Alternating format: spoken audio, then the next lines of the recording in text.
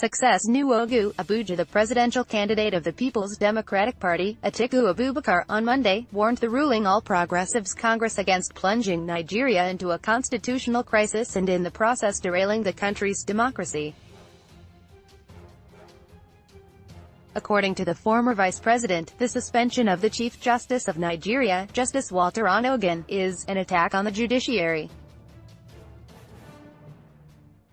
Addressing a press conference in Abuja, Atiku accused the Muhammadu Buhari government of executive lawlessness.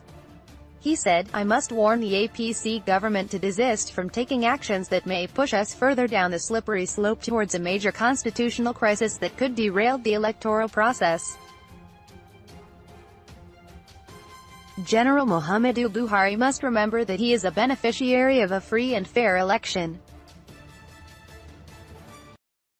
It is therefore a matter of honor for him to allow a political environment and process that gives everyone confidence. I commend all Nigerians and friends of Nigeria who have expressed outrage at the unlawful removal of Nwogu, an action which constitutes a flagrant breach of our constitution and a frontal assault on our democracy. I want to note the universal condemnation of this unlawful act by all Nigerians, as well as the international community. He added, "I need to state that this latest action by General Muhammadu Buhari falls squarely within the pattern of executive lawlessness that has now been firmly turned into statecraft by the APC government. The serial disregard of court orders, and consequent violation of constitutionally guaranteed human rights of our citizens confirms beyond all doubt that General Buhari and his government would rather obey their own whims than operate by separate rules outside the well-established constitutional order and the rule of law. It scarcely requires emphasis that this behavior is alien to democratic rules and more in line with that of a military dictator." Atiku said the nation's judiciary must not only be above suspicion but must also be seen to be manifestly above board. He said the issue at stake was not whether Nwogu was guilty or not but whether his suspension was constitutional. He said, "To create a condition that allows the Constitution and the rule of law to become secondary to any other agenda is to pave the way for tyranny.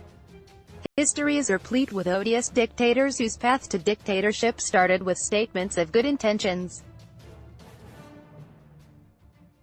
We must, therefore, remain vigilant in defense of our democracy," the ex-VP added. With this attack on the judiciary, General Buhari has set a new precedent in our democracy that has no equivalence in our history, not even in the darkest days of military dictatorship.